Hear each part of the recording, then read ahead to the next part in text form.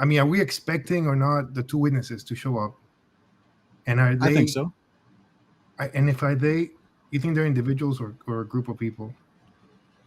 Yeah, I think they are actually going to be prophets of God. Two individuals. It's going to get old school when In in that Revelation case, 11. you think this is gonna be happening it's like a reflection, like there's types and figures of them across the old covenant that we see, the life of Moses, the life of Elijah, and be Yes. Yeah, sure. I mean, Elisha did twice as many miracles as Elijah. So why is he never talked about? But at the same time, I think those men are dead. The resurrection, Hebrews 11:39-40 promises that all of us together at the same moment will be perfected. So those guys aren't coming back for a precursor before the resurrection. So, right. and I don't fall in line with the interpretation that the two witnesses are the two sticks or Christians and Jews. Or I've heard a lot of different interpretations like that because the text doesn't offer you that type of symbolism. The text is just very simple. It's just these guys, 42 months is the time of their prophesying. They can create punishment on the nations at any time they want, and they're going to be specifically killed and laying in the streets for 3 days before they're resurrected. Right.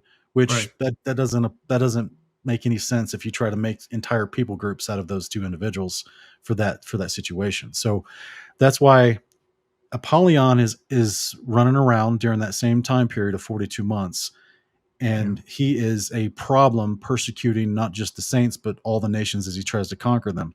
So this is, to me, this is why I think I jokingly say it's going to get old school biblical during those days, because here you have this extremely powerful problem that's persecuting the saints and the nations, and here we go, the Father raises up two men just like in old days who can counter that problem and who can't be stopped by Apollyon until the days of their prophesying are over.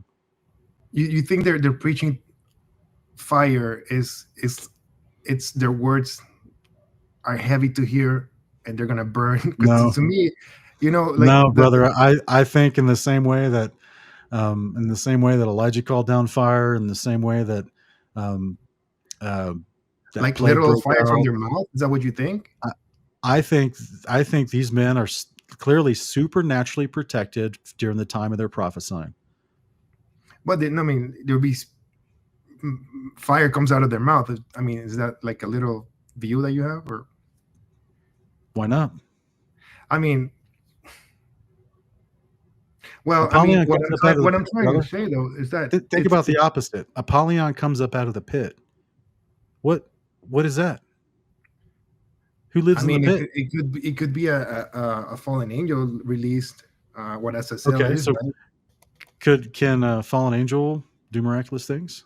I mean, they could, but I think they're gonna take place and manifest in this reality through an image, and that image will be human-like, not So amorphous or monstrous. You know what I mean? so Christ, before he was glorified, through the power of God's Spirit flowing through him as a prophet of God, Christ reconstructed a guy's eyeball with spit and dirt. Yeah. Well, yeah. I You mean, don't but you it don't you was don't think a prophet could have the breath that comes out of him ignite and become fire as to punish the enemies that try to attack him? well. I mean, I go by what the scripture says. In many ways, you read Jeremiah, it says that Yahweh has put words in his mouth like fire, and many times he says, "My words are fire." So that Yeah, idea but that I feel like the context of that's Revelation 11 is that they're trying to kill these guys, and instead their attackers are killed in this way. yeah, but So this they isn't just have a about ministry them to hearing do. the teaching. Yeah, I mean, listen, I think it. I mean, I believe the Father opened the Red Sea and split it in half, right? And Moses did it, but why can't Yeah. they speak something literally out of their mouth? But I feel like there's more power in the fact that if they preach something that is heavy to hear, and that preaching can really cut through and transform others, then that's a great power. Like just like saying, what has more power, to give somebody sight again in the eyes, or opening their spiritual eyes? I mean, what's more profitable? And in that sense, Do you think that Christ literally healed that guy's eye so he could see oh again? yeah, 100%. Okay. But he needed Okay. that because otherwise they wouldn't believe. He he did those miracles for people to understand, to see. What was the point of turning the wine at the wedding at Cana, or the water into wine? Was that so people believed? Well, I think it was a message for us, and it was a message for the moment, to Okay. understand, and it was to give a good time, and many levels to interpreting, I guess, a miracle.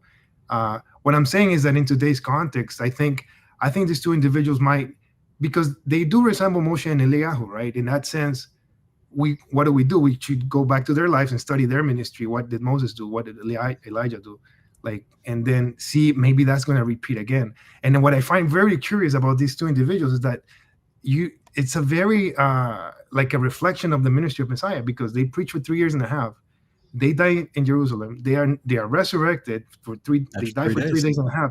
Mm-hmm. There's an earthquake, just like Messiah. Mm-hmm. Their Mm-hmm. enemies see them rise into the clouds. I believe it's the actual resurrection at the seventh trumpet is what they're partaking in when they raise up and go into the clouds. So it's going to be the same earthquake of Revelation 16:18.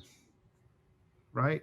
I mean, yeah, they even give gifts to each other. And I don't know if you ever considered the idea that they might be dying during Yom Kippur. During Yom Kippur? Well, I have considered it. My personal thoughts from Matthew 22 and Jeremiah 31 is that the resurrection of the saints, which would be the second coming of Christ, is actually going to happen right before Passover. Interesting. I mean, and you think that's related to them too, like when they resurrect as well? Yeah, I think that is the first resurrection that you're witnessing in Revelation 11, which coincides with, the rest of the saints being raised as well. 1 Thessalonians 4:13-16. And so I think that's what's going on, because it's at the end of the 42 months of Apollyon, which is also the end of the 42 months of these two witnesses. But that would be meaning that Apollyon is released like in Yom Teruah or something like that, like 42 months is 3 years and a half. Yeah, he might. Well, I mean, depends on the exact day, but I mean, bad guys do bad things on Sabbath that they shouldn't. Definitely. The enemy doesn't abide by the Father's calendar, right? So they just do their wickedness at all times. Yeah, I think their ministry is going to be very crucial, and I wonder if how all the nations are going to feel it. Apparently. Well, I mean, what about the believers who are like either not expecting to see any of it? Like some people don't even care about it. It's like, oh, I won't be here. The rapture is going to take me. We won't even see them. I mean, I don't think that, but I think that I don't believe in the pre-day of the Lord rapture. I think that what has been defined as the rapture is just the first resurrection that happens at the seventh trumpet. But hey, real quick question for you. What do you think the two witnesses are actually going to be saying? What do you think their message is going to be? Well, if you ask me, I refer to what Moses preached. And if they're going to come, like, think about it, like, to me, they're going to come and prepare the bride for the coming of the king. And that's what Abraham did to get Isaac his bride. He sent Eliezer with the angel to get the bride. So that's their message, to get them prepared and to get them back in track with Torah and everything, but with the right understanding of Torah, not with the letter understanding, because that hasn't done any good to anybody these days. You end up doing crazy things, believing crazy ways to apply it, and I think there's a. So wait, so you're saying it's almost as if people who want to keep the fullness of the commandments would benefit from a teacher who has sound doctrine that's approved by God. Of course. I mean, that's their message. Which is what the prophets did in days of old. Yeah, exactly what you said. And yeah, it's going to be a repeat. And I think that's exactly the case. Like we're going to see another Moses rise up to gather the people with Aaron as his prophet, because Aaron and Moses kind of make the symbol of the two witnesses as well. I mean, it's a repeat, just like Joshua and Caleb,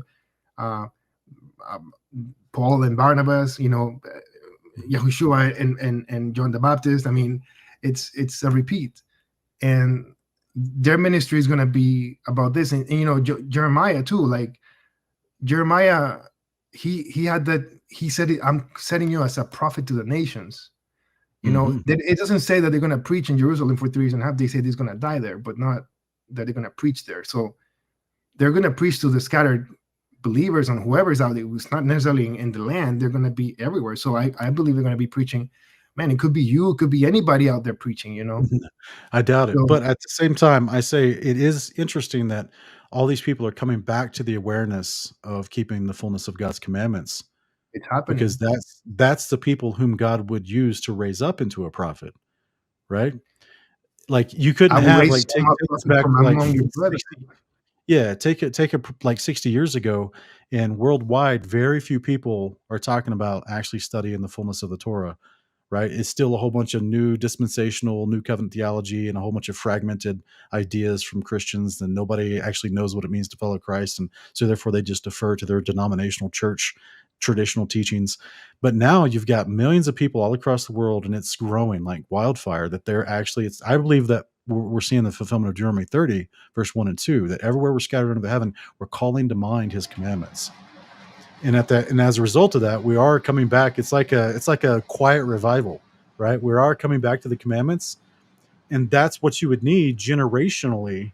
Like I'm teaching my children to follow the commandments of God, and I pray that my sons teach their children to follow the commandments of God. So that's going to be, you're going to get generationally prepping the group from which Yahweh could pluck out two incredibly strong and faithful prophets to start If it's working not in our wonders through. time too, I mean, could be we don't might not have that much time though. Yeah, that's another thing. Is it's definitely on the Father's timing, and we have no clue and all this. I just always try to remind people that the biggest indicator is if you ever see Apollyon coming out of the pit, you got 42 months, because you will not miss that moment when he reveals himself, because he's going to start making war against all the nations.